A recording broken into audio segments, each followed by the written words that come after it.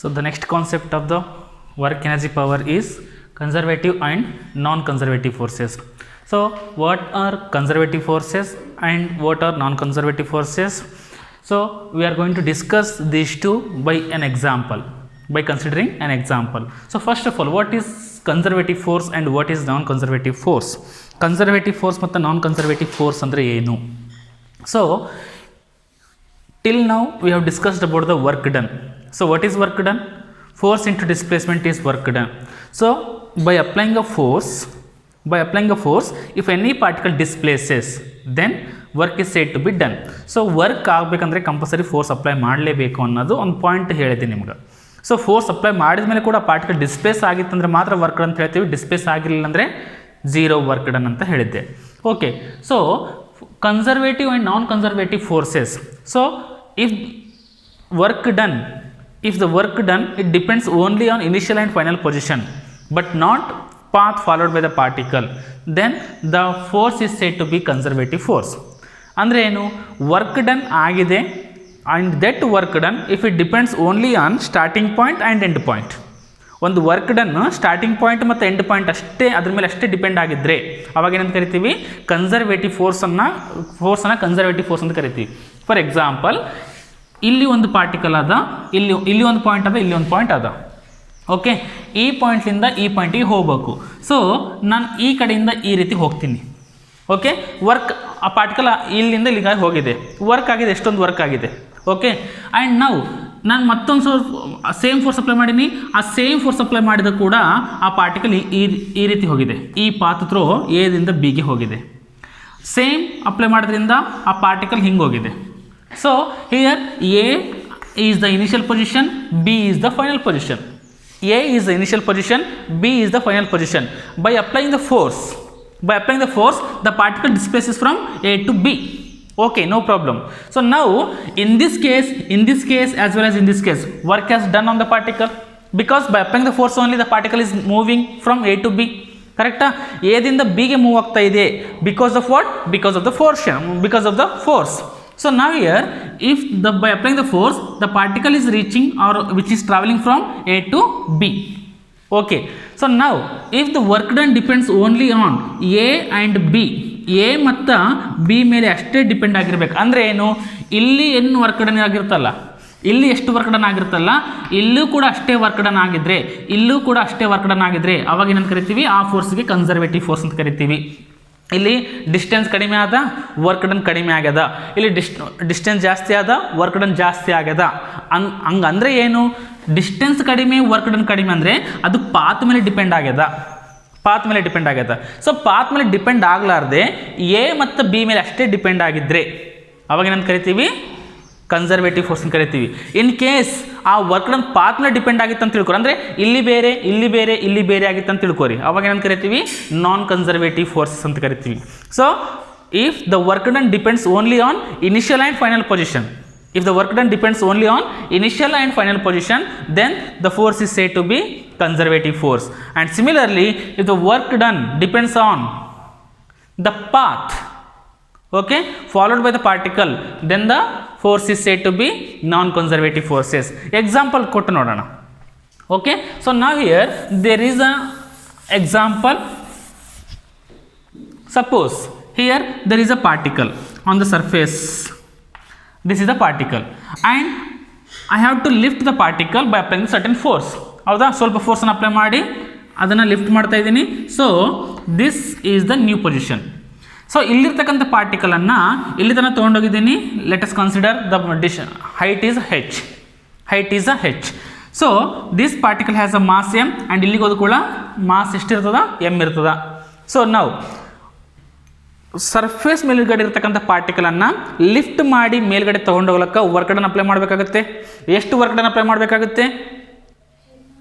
U is equal to mgh or W is equal to mgh. ಹೌದಾ ಇಲ್ಲ? Force into displacement. Force ಏನು? M into G. Minus G ಬರ್ತದೆ. ಹೌದಾ? ಮೇಲ್ಗಡೆ ಹೋಗ್ಬೇಕಾದ್ರೆ ಮೈನಸ್ ಜಿ ಬರ್ತದೆ, ಕೆಳಗಡೆ ಬರ್ಬೇಕಾದ್ರೆ ಪ್ಲಸ್ ಜಿ ಬರ್ತದೆ ಆಫ್ಕೋರ್ಸ್. ಬಟ್ ನಾನು ಜನರಲ್ ಆಗಿ ಏನಂತ ಹೇಳಿದೆ? ಎಮ್ ಜಿ ಅಂತ ಹೇಳಿದ್ದೆ. ಸೊ ಇಲ್ಲಿರ್ತಕ್ಕಂಥ ಪಾರ್ಟಿಕಲನ್ನು ಮೇಲ್ಗಡೆ ಅಪ್ಲೈ ಮಾಡ್ಲಿಕ್ಕೆ ಫೋರ್ಸ್ ಎಮ್ ಜಿ ಅಪ್ಲೈ ಮಾಡಿದ್ವಿ. ಹೌದಾ? ಎಷ್ಟು ಡಿಸ್ಟೆನ್ಸ್, ಎಷ್ಟು height, H height. So total ಏನಾಗುತ್ತೆ, work done is equal to force into displacement M G into H. So therefore work done in this case is equal to M G H. ಹೌದಾ? ಅಂದರೆ ಇಲ್ಲಿ ಒಂದು point ಆದ, ಇಲ್ಲಿ ಒಂದು point ಆದ, A ಮತ್ತು ಬಿ. ಸೊ ಈ ಪಾರ್ಟಿಕಲನ್ನು ಎ ಪಾಯಿಂಟ್ಲಿಂದ ಬಿ ಪಾಯಿಂಟ್ಗೆ ಲಿಫ್ಟ್ ಮಾಡ್ಲಕ್ಕ ಎಷ್ಟು ವರ್ಕ್ ಮಾಡಿದ್ವಿ, ಎಮ್ ಜಿ ಹೆಚ್ ವರ್ಕ್ ಮಾಡಿದ್ವಿ. ಕರೆಕ್ಟಾ? ಈಗ ಈ ಕಡೆ ನೋಡೋಣ. ಸೊ ಈಗ ಅಲ್ಲೇ ಸೇಮ್ ಸರ್ಫೇಸ್ ಅದ, ಇಲ್ಲೇ ಸೇಮ್ ಪಾರ್ಟಿಕಲ್ ಅದ, ಎಮ್ ಪಾರ್ಟಿಕಲ್. ನಾನು ಮೊದಲು ಏನು ಮಾಡಿದೆ, ಇಷ್ಟು ಮೇಲ್ಗಡೆ ಮಾಡಿದೆ, ಇಷ್ಟು ಮೇಲ್ಗಡೆ ಮಾಡಿದ್ದೀನಿ. ಇದನ್ನು ಹೈಟ್ ಏನಂತ ತೊಗೊಳ್ತೀನಿ ಅಂದರೆ H1 ಅಂತ ತೊಗೊಳ್ತೀನಿ. H1 ಒಮ್ಮೆ ಇಲ್ಲಿ ತೊಗೊಂಡೋಗಿಲ್ಲ ನಾನು. ಕರೆಕ್ಟಾ? ನೆಕ್ಸ್ಟ್ ಈ ಪಾರ್ಟಿಕಲನ್ನು ಅಂದರೆ ನಾನು ಏನು ಮಾಡ್ತಿದ್ದೀನಿ, ಫಸ್ಟ್ ಏನು ಮಾಡಿದ್ದೆ, ಇಲ್ಲಿರ್ತಕ್ಕಂಥ ಪಾರ್ಟಿಕಲನ್ನು ಒಮ್ಮೆ ಇಲ್ಲಿ ತನಕ ತೊಗೊಂಡೋದೆ. ಓಕೆ, ವರ್ಕ್ ಡನ್ ಎಷ್ಟಾಯಿತು, ಎಮ್ ಜಿ ಹೆಚ್ ಆಯಿತು. ಈಗ ಸೇಮ್ ಪಾರ್ಟಿಕಲ್ ಆದ, ನಾನು ಒಮ್ಮೆ ಇಲ್ಲಿ ತನಕ ತೊಗೊಂಡೋಗ್ತಾ ಇಲ್ಲ. ಫಸ್ಟ್ ಏನು ಮಾಡಿದ್ದೆ, ಇಷ್ಟು ತೊಗೊಂಬಂದೆ. So the particle is lifted to a certain height H1. Okay, ಇಷ್ಟು. ನೆಕ್ಸ್ಟ್ ಏನು ಮಾಡ್ತಿದ್ದೀನಿ, ಹಿಂಗೆ ಹೋಗ್ತಾ ಇದ್ದೀನಿ, ಹೈಟ್ ಚೇಂಜ್ ಮಾಡ್ತಾ ಇಲ್ಲ, but I am moving in this direction. ಈಗ ಏನು ಮಾಡ್ತೀನಿ, ಇನ್ನೂ ಸ್ವಲ್ಪ ಮೂವ್ ಆಗ್ತೀನಿ, H2, ಮತ್ತು ಸ್ವಲ್ಪ ಮುಂದಕ್ಕೆ ಹೋಗ್ತೀನಿ. ಈಗೇನು ಮಾಡ್ತೀನಿ, ಕರೆಕ್ಟು ಮೊದಲು ಎಲ್ಲಿ ತನಕ ಹೋಗಿದ್ದೆ ಅಲ್ಲಿ ತನಕ ತೊಗೊಂಬರ್ತೀನಿ. ಸೊ ಈಗ ಅದನ್ನು H3 ಅಂತ ತೊಗೊಳ್ತೀನಿ. Okay, so here the particle is lifted to height H1 and I am moving like this. The particle is displacing like this. Same particle ಇಲ್ಲಿ ಬಂತು ಎಮ್. ಈಗ ಇಲ್ಲಿ ಇದನ್ನು ಮತ್ತೆ ಡಿಸ್ಪ್ಲೇಸ್ ಮಾಡ್ತಾ ಇದ್ದೀನಿ H2. ಸೇಮ್ ಪಾರ್ಟಿಕಲ್ ಅದ, ಹೌದಾ ಇಲ್ಲ? ಪಾರ್ಟಿಕಲ್ ಚೇಂಜ್ ಮಾಡ್ತಾ ಇಲ್ಲ, ಮತ್ತೇನು ಮಾಡ್ತಾ ಇದ್ದೀನಿ, ಈ ರೀತಿ ಮುಂದಕ್ಕೆ ಮಾಡ್ತಾ ಇದ್ದೀನಿ. ಇಲ್ಲಿ ಬಂತು ಪಾರ್ಟಿಕಲ್, ಅದು ಸೇಮ್ ಎಮ್ ಅದ. ಈಗೇನು ಮಾಡ್ತೀನಿ, ಇಲ್ಲಿ ತಂದು ತೊಗೊಂಡೋಗ್ತೀನಿ H3, ಪಾರ್ಟಿಕಲ್ ಇಲ್ಲಿಗೆ ಬಂತು ಎಮ್. ನಾನು ಹೇಳಿದ ಅರ್ಥ ಆಯ್ತಾ? ಒಮ್ಮೆ ಸಡನ್ನಾಗಿ ನಾನು ಇಲ್ಲಿ ತೊಗೊಂಡೋಗ್ಲಿಲ್ಲ, ಏನು ಮಾಡಿದೆ, ಇಷ್ಟು ತೊಗೊಂಬಂದೆ, ಮುಂದಕ್ಕೆ ಸರದೆ, ಇಷ್ಟು ತೊಗೊಂಡೋದೆ, ಮುಂದಕ್ಕೆ ಸರದೆ, ಇಲ್ಲ ಅಷ್ಟು ಇಷ್ಟು ತೊಗೊಂಬಂದೆ ಅಷ್ಟೇ. ಓಕೆ, ಸೊ ಇಲ್ಲಿ ನೋಡ್ರಿ, ಇಲ್ಲಿ ವರ್ಕ್ ಡನ್ ಕ್ಯಾಲ್ಕುಲೇಟ್ ಮಾಡಬೇಕು. ಇಲ್ಲಿ ವರ್ಕ್ ಡನ್ ಸೇಮ್ ಬಂದರೆ ಕನ್ಸರ್ವೇಟಿವ್, ವರ್ಕ್ ಡನ್ ಸೇಮ್ ಬರಲಿಲ್ಲ ಅಂದರೆ ಕನ್ಸರ್ವೇಟಿವ್ ಅಲ್ಲ. ಓಕೆ, ಸೊ ವರ್ಕ್ ಡನ್ ಇದನ್ನು ಎ ಅಂತ ತಗೊಳ್ಳೋಣ, ಇದನ್ನು ಬಿ ಅಂದರೆ ಬಿ ಇಲ್ಲಿ ತೊಗೊಂಡು ನಾವು ಹೌದಲ್ಲ. ಸೊ ಇದನ್ನು P Q R S B. Okay, so ಎದಿಂದ ಬಿಗೆ ಹೈಟ್ ಎಷ್ಟದ, ಹೆಚ್. ಕರೆಕ್ಟಾ? Okay, work done from A to P, that is called as, that is named as W1. Okay, which is equal to, formula ಏನು, mgh. ಕರೆಕ್ಟಾ? Mass ಎಷ್ಟದ, m, acceleration due to gravity g ಇರ್ತದ. h ಎಷ್ಟದ, ಎದಿಂದ ಪಿಗೆ ಎಷ್ಟದ, H1 ಹೌದಿಲ್ಲ, H1 ಅದಿಲ್ಲ. So H1. ಈಗ ಇದೇನದ, work done from A to P. Next work done from P to Q, ಇಲ್ಲಿಂದ ಇಲ್ಲಿ ಮೂವ್ ಆಗ್ಯದ, ಎಷ್ಟು ವರ್ಕ್ ಡನ್ ಆಗಿರ್ತದ, ಹಾಂ, ಎಮ್ ಎ ಇಂಟು ಡಿಸ್ಪ್ಲೇಸ್ಮೆಂಟ್ ಎಷ್ಟು, ಮತ್ತು ಹೈಟ್ ಎಲ್ಲ ಅದಿಲ್ಲಿ ಪಿದಿಂದ ಕ್ಯೂಗೆ. ನಾನು ಟೈಪ್ಸ್ ಆಫ್ ವರ್ಕ್ ಡನ್ ಅಂತ ಹೇಳಿನ. What is zero work done?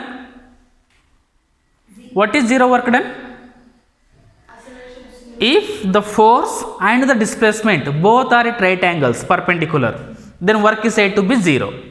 Force ಮತ್ತು ಡಿಸ್ಪ್ಲೇಸ್ಮೆಂಟ್ ಎರಡು ಪರ್ಪೆಂಡಿಕ್ಯುಲರ್ ಇದ್ದರೆ ವರ್ಕ್ ಡನ್ ಎಷ್ಟಾಗಬೇಕು, 0 ಹೋಗ್ಬೇಕಾ.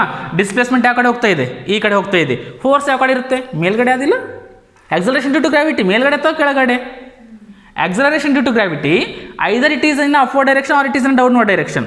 So the gravitational force is acting downwards. Correcta? Gravitational force is downwards always, and the displacement is in this direction. Then what is the work done here? 0, because the force and the displacement both are at right angles. So work done from P to Q is equal to 0. ಹೌದಾ? Next work done from Q to R, ಎಷ್ಟಾಗುತ್ತೆ, mgh2. ಕರೆಕ್ಟಾ? Next work done from R to S, 0 ಆಗುತ್ತಾ? ಯಾಕ? Again the displacement is in this direction and the force is in this direction, so therefore work done is 0. Next, work done from S to B is equal to mg h3. correcta? Therefore total work done from A to B is equal to ಎಲ್ಲ add ಮಾಡೋಣ. work done from A to P plus work done from P to Q plus work done from Q to R plus work done from R to S plus work done from S to B. ಇಲ್ಲೇನೈತೆ ನೋಡ್ರಿ, P to Q 0 ಅದ, P to Q 0 ಅದನ. Next R to S 0 ಅದ, R to S 0 ಅದ, which is equal to ಏನಾಯಿತು mg h1 plus mg h2 plus mg h3. ಏನು common ಅದ?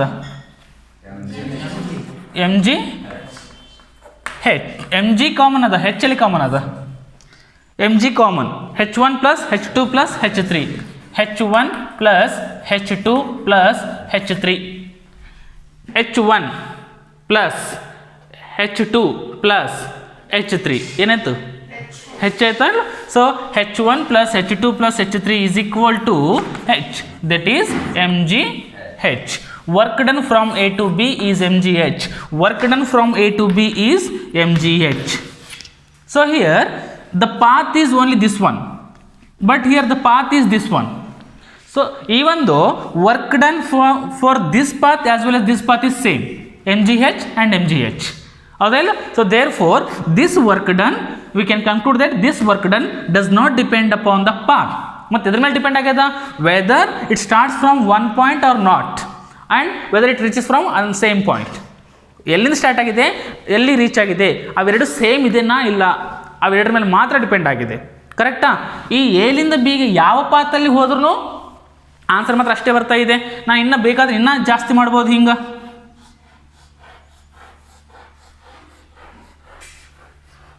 ಈ ರೀತಿ ಮಾಡ್ಬೋದು.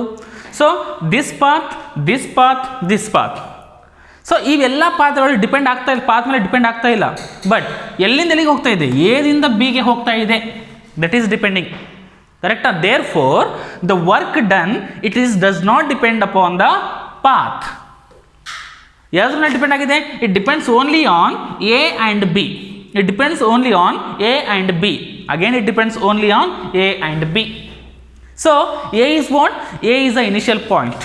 What is B? B is the final point.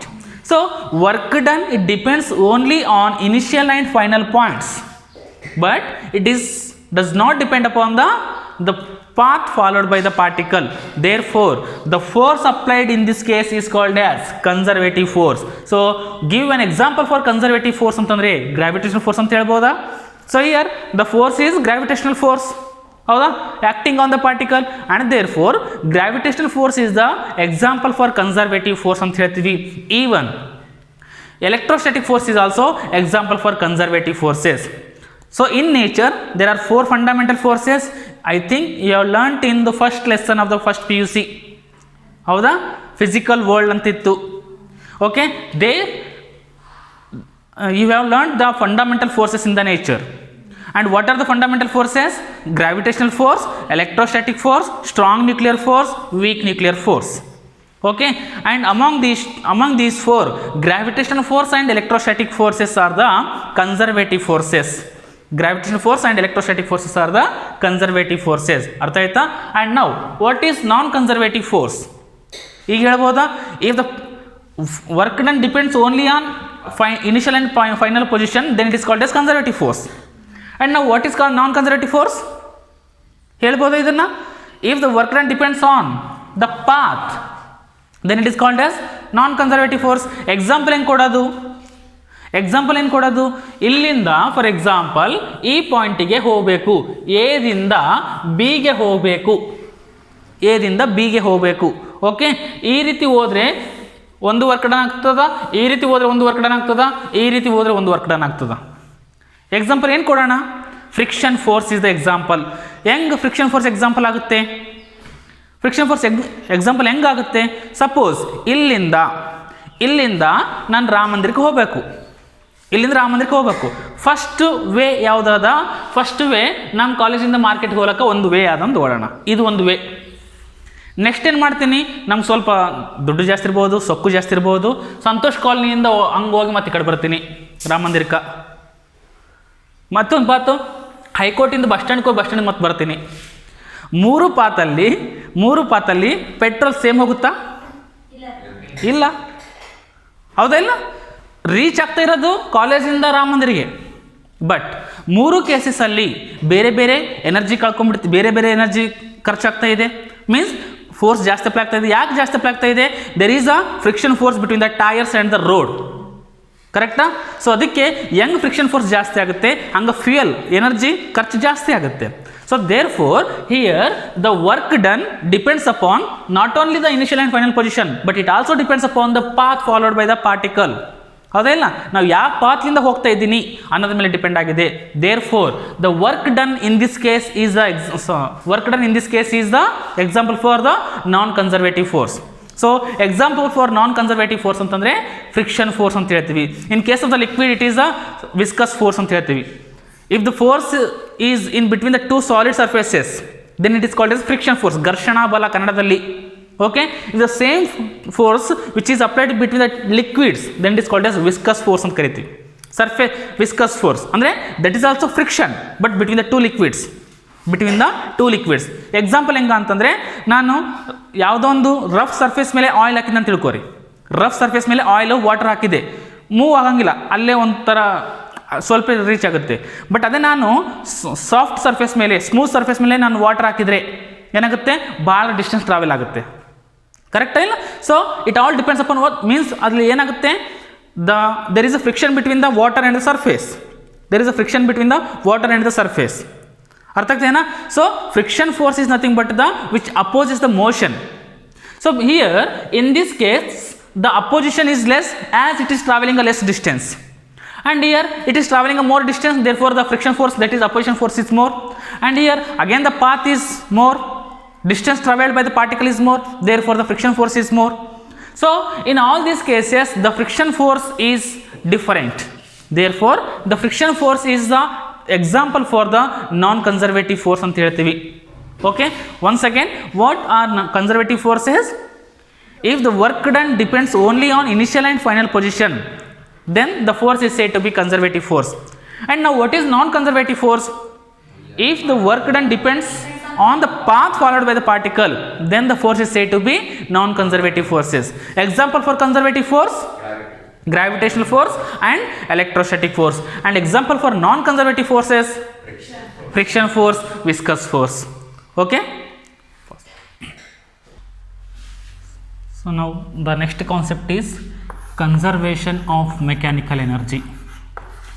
Conservation of mechanical energy.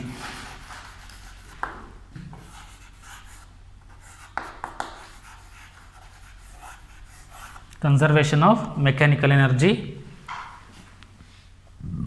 in freely falling body.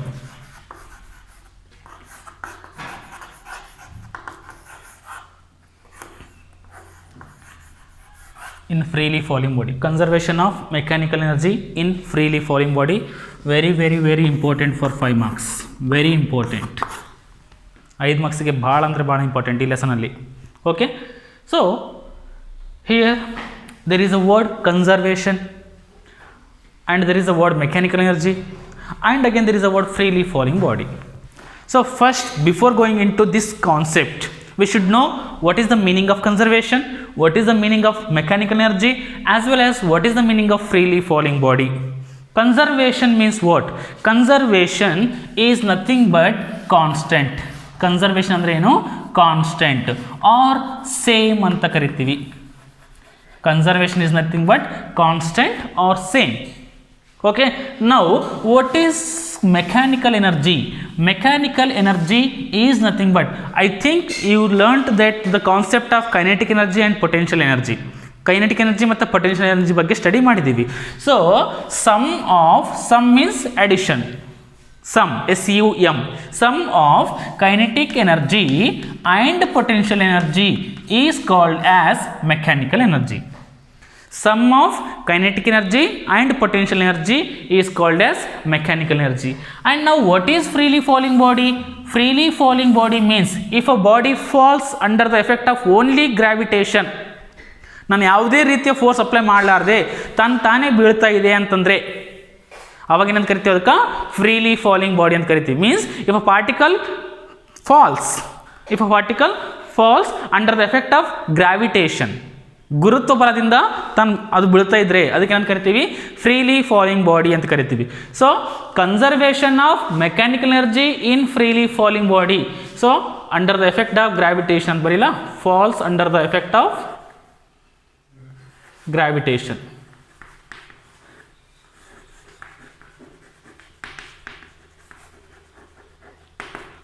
Falls under the effect of gravitation. So ನೋಡ್ರಿ, conservation of mechanical energy in freely falling body. ಒಂದು particle ಮೇಲ್ಗಡೆಯಿಂದ ಕೆಳಗಡೆ ಬರ್ತಾ ಇದೆ ಅಂತ ತಿಳ್ಕೋರಿ, ಅಲ್ಲಿ mechanical energy constant ಇರಬೇಕು. ಓಕೆ, ಒಂದು ಪಾರ್ಟಿಕಲ್ ಈ ರೀತಿ ಕೆಳಗಡೆ ಬರ್ತಾ ಇದೆ. ಸೊ ಈ ರೀತಿ ಕೆಳಗಡೆ ಬರ್ತಾ ಇದೆ ಅಂತಂದರೆ ಎಲ್ಲ ಪಾಯಿಂಟ್ಸಲ್ಲಿ, ಫಾರ್ ಎಕ್ಸಾಂಪಲ್ ಇಲ್ಲಿದೆ ಪಾರ್ಟಿಕಲ್ ಈ ರೀತಿ ಬರ್ತಾ ಇದೆ. ಓಕೆ, ಇಲ್ಲಿಂದ ಸ್ಟಾರ್ಟ್ ಮಾಡಿದೆ, ಇಲ್ಲಿ ಗ್ರೌಂಡಿಗೆ ಬರ್ತಾ ಇದೆ. ಸೊ ನಾನು ಇಲ್ಲಿ ನೋಡಿದ್ರೂ ಮೆಕ್ಯಾನಿಕಲ್ ಎನರ್ಜಿ ಸೇಮ್ ಬರಬೇಕು, ಇಲ್ಲಿ ನೋಡಿದ್ರೂ ಇಲ್ಲಿ ಸೇಮ್ ಇರಬೇಕು, ಇಲ್ಲಿ ನೋಡಿದ್ರು ಸೇಮ್ ಇರಬೇಕು, ಇಲ್ಲಿ ನೋಡಿದ್ರು ಸೇಮ್ ಇರಬೇಕು, ಇಲ್ಲಿ ನೋಡಿದ್ರು ಸೇಮ್ ಇರಬೇಕು. Same constant. ಏನು ಮೆಕ್ಯಾನಿಕಲ್ ಎನರ್ಜಿ ಅಂದರೆ ಏನು?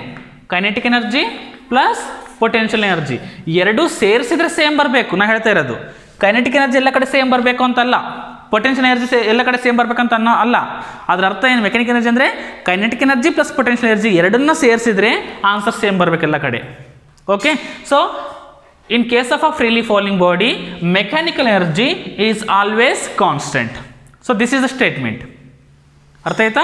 ಇನ್ case of a freely falling body the mechanical energy is always constant or mechanical energy is constant at any point, at all the points.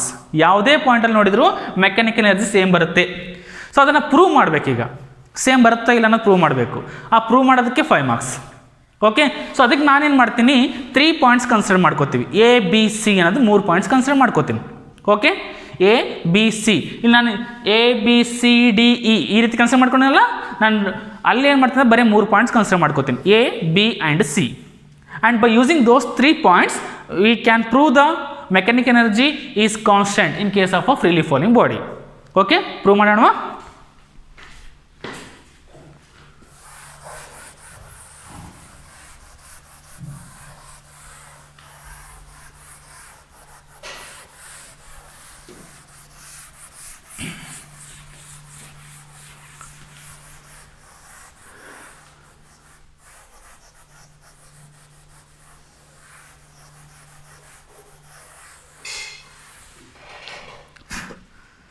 So consider a particle. So this is a surface, okay, and there is a particle here. There is a particle here. ಅದು ರೆಸ್ಟಲ್ಲಿ ಆದ, ಎಲ್ಲೋ ಒಂದು ಕಡೆ ಮೇಲ್ಗಡೆ ಆದ ಅಂತ ತಗೊಳ್ಳೋಣ, ಮೇಲ್ಗಡೆ ಆದ. So this particle is falling under the effect of gravitation force like this.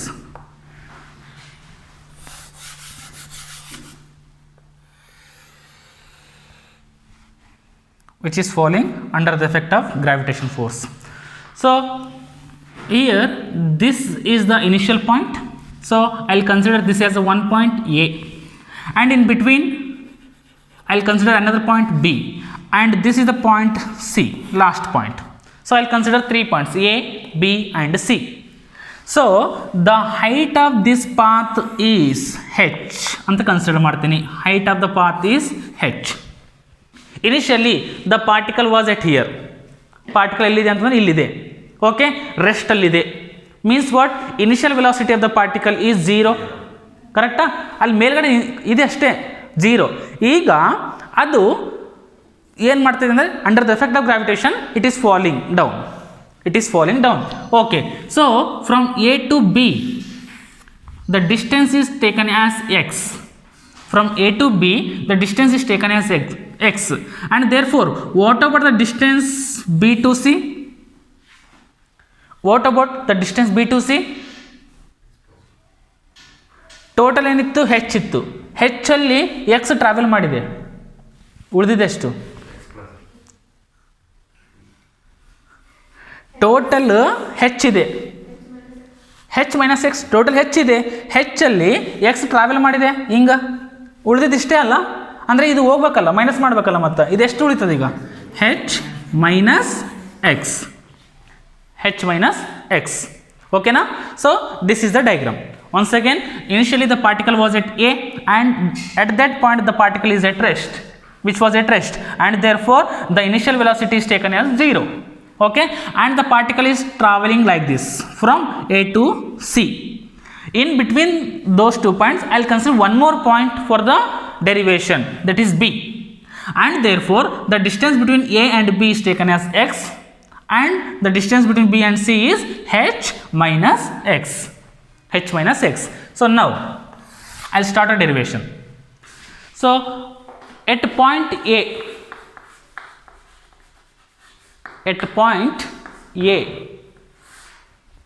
what is kinetic energy? At point A, kinetic energy of the particle is, kinetic energy formula ಏನದ? Kinetic energy is half mv square. What is v? Final velocity. But at point A, final ತಗೋಬೇಕು, initial ತಗೋಬೇಕಾ? Initial ತಗೋಬೇಕು. So half mu square. And what is initial velocity of the particle at point A? 0. So therefore kinetic energy is equal to 0. Why? Because the initial velocity is 0. ಬರೆಯೋಣ, because u is equal to 0. Okay, kinetic energy calculate ಮಾಡಿದ್ದೀವಿ. Next potential energy of the particle. Potential energy formula ಏನು? U is equal to M G H. ಇಲ್ಲಿದೆ ಅಂತ ತಿಳ್ಕೊರಿ, particle ಇಲ್ಲಿದೆ, height ಎಷ್ಟಾಗ್ತದ? ಹೆಚ್ಚಾಗ್ತದೆ ಇಲ್ಲ? ಇಲ್ಲಿಂದ ಇಲ್ಲಿ ತನಕ ಹೈಟ್ ಎಷ್ಟದ? ಹೆಚ್ಚದ. So M G H. Height ಯಾವಾಗ ಎಲ್ಲಿಂದ ತೊಗೋಬೇಕು? ಸರ್ಫೇಸಿಂದ ತೊಗೋಬೇಕು, ನೆನ್ಪಿಡ್ಕೋರಿ. ಮೇಲ್ಗಡೆಯಿಂದಲ್ಲ. ನಾ ಹೈಟ್ ಅಂತಂದರೆ ಅಲ್ಲಿಂದ ನಾನು ಹಿಂಗೆ ಮೆಜರ್ ಮಾಡ್ತೀನಿ, ಕರೆಕ್ಟಾ? ಸರ್ಫೇಸ್ಲಿಂದ ಮೇಲ್ಗಡೆ ಹೈಟ್ ಮೆಜರ್ ಮಾಡ್ತೀನಿ ನಾನು ಯಾವಾಗಲೂ. So height is M G H. H ಅಂದರೆ ಹೈಟ್ ಎಷ್ಟದ? ಹೆಚ್ಚದ. ಸೊ ಅದಕ್ಕೆ ಹೆಚ್ ಅಂತ ಬರ್ತೀನಿ. ಈ ಎಮ್ ಅನ್ನೋದೇನು? Mass of the particle. ಮೊದಲು ಇಲ್ಲಿ ಏನಿತ್ತಲ್ಲ ಪಾರ್ಟಿಕಲ್, ಇಲ್ಲಿ ಆ ಪಾರ್ಟಿಕಲ್ದು mass M. Okay, so this is potential energy mgh. Therefore mechanical energy is equal to, mechanical energy formula ಏನು? kinetic energy plus potential energy, which is equal to mechanical energy at point, ಯಾವ point ಅಲ್ಲಿ? A point ಅಲ್ಲಿ, ಹೌದಾ ಇಲ್ಲ? at point A, which is equal to kinetic energy ಎಷ್ಟದ? 0 plus potential energy ಎಷ್ಟದ? mgh. Therefore mechanical energy at point A is ಎಷ್ಟಾಯಿತು? mgh. So it is equation number 1. Call it as equation number 1. Equation number 1 ಏನು ಬಂತು? Mechanical energy at point A ಬಂತು. Next at point B.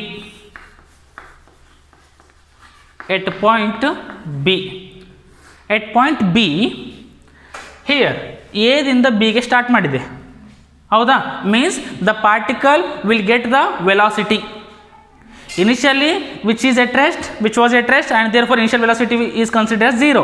But here the particle is falling, means what? Here the particle has gained the velocity, correcta? Velocity ಬರ್ತಾ ಇದೆ, and that is considered as the final velocity, v ಅಂತ consider ಮಾಡ್ತೀನಿ. Initial ಆ ಪಾಯಿಂಟ್ಗೆ ಏನಿದೆ ಅದು initial point, ಅದನ್ನು ಬಿಟ್ಟು ಬರ್ತಿದೆಯಲ್ಲ ಅದೆಲ್ಲ final velocity. So here the particle will get the final velocity, and final velocity is denoted by V. ಓಕೆನಾ? ಸೊ ಎಟ್ ಪಾಯಿಂಟ್ ಬಿ ಅಂದರೆ ಪಾಯಿಂಟ್ ಅಂದರೆ ಡಿಸ್ಟೆನ್ಸ್ ಟ್ರಾವೆಲ್ ಮಾಡ್ತಾ ಇಲ್ಲಿಗೆ ಬಂದಿದೆ ಆ ಪಾರ್ಟಿಕಲ್. Okay, so therefore kinetic energy of the particle, kinetic energy of the particle, kinetic energy K is equal to half m v square. v ಗೊತ್ತಿಲ್ಲ ನನಗಿನ್ನ, calculate ಮಾಡಬೇಕು, ಹೌದಾ? So call it as equation number 1. So by equation kinematic equation v square minus u square is equal to 2as. V square ನಾನು calculate ಮಾಡಬೇಕು as it is V square minus U square 0 initial ಎಲ್ಲಿತ್ತು ಎ ಪಾಯಿಂಟಲ್ಲಿತ್ತು velocity ಎಷ್ಟಿತ್ತು ಅಲ್ಲಿ 0 so V square minus 0 is equal to 2 A ಅಂದರೆ G ಕೆಳಗಡೆ ಬರ್ತಾ ಇದೆ ಪಾಸಿಟಿವ್ ಜಿ ಕರೆಕ್ಟಾ ಎಸ್ ಡಿಸ್ಟೆನ್ಸ್ ಎಷ್ಟು ಟ್ರಾವೆಲ್ ಮಾಡಿದೆ ಹಾಂ ಎದಿಂದ ಬಿಗೆ ಎಷ್ಟು ಟ್ರಾವೆಲ್ ಮಾಡಿದೆ ಎಕ್ಸ್ ಹೌದಾ ಇಲ್ಲ so distance is X so V square is equal to 2gx. Substitute this v square in this equation. Call it as equation number 2. Now substitute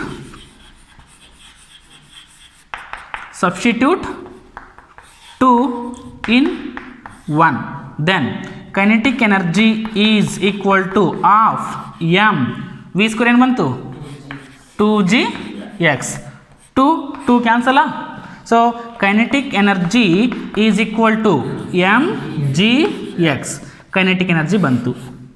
Next potential energy is equal to potential energy formula ಏನು mgh ಕರೆಕ್ಟಾ ಸರ್ಫೇಸ್ಲಿಂದ ನೋಡಬೇಕು B ಪಾಯಿಂಟಲ್ಲಿ ನೋಡಬೇಕು C ದಿಂದ ಬಿಗೆ height ಎಷ್ಟದ ಇಷ್ಟದ ಇದು height ಎಷ್ಟದ h minus x. So therefore mgh ಬದಲು h minus x ಕರೆಕ್ಟಾ potential energy is mgh minus x. Okay ಅರ್ಥ ಆಗ್ತದೇನಾ mgh minus x ಇದನ್ನ ಹೆಂಗೆ ಬರಿತೀನಿ potential energy is equal to mgh minus mgx. Okay, mgh minus mgx.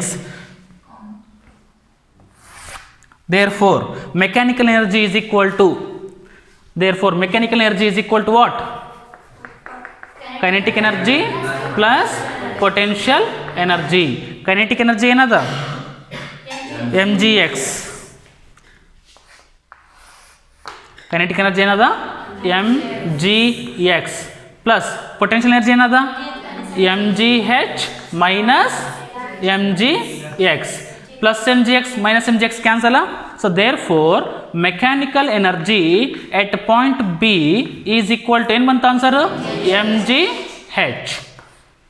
mgh. Call it as equation number 2. Equation number 1 ನೋಡ್ರಿ mgh. Equation number 2 ನೋಡ್ರಿ mgh. Equation number 3 ಅಲ್ಲಿ ಕೂಡ mgh ಬರುತ್ತಾ ಇಲ್ಲ ನೋಡೋಣ. At point C. Next kinetic energy of the particle. Kinetic energy of the particle. Kinetic energy is formula ಏನು half m v square. Again v calculate ಮಾಡಬೇಕು. So by using equation ಯಾವುದು v square minus u square is equal to 2as. v square calculate ಮಾಡಬೇಕು minus initial velocity 0 is equal to a ಜಾಕ g s a ದಿಂದ c ಬಂದಿದೆ h travel ಮಾಡಿದೆ ಹೌದಾ ಇಲ್ಲ so 2gh.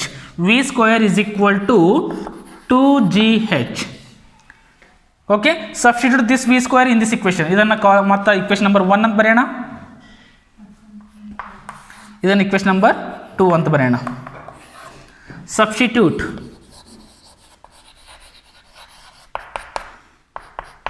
two in 1.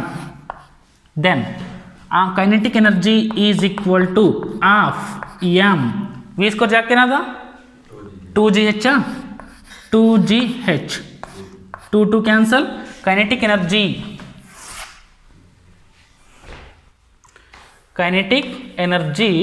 is equal to ಏನು ಬಂತು mgh. kinetic energy is equal to mgh. next potential energy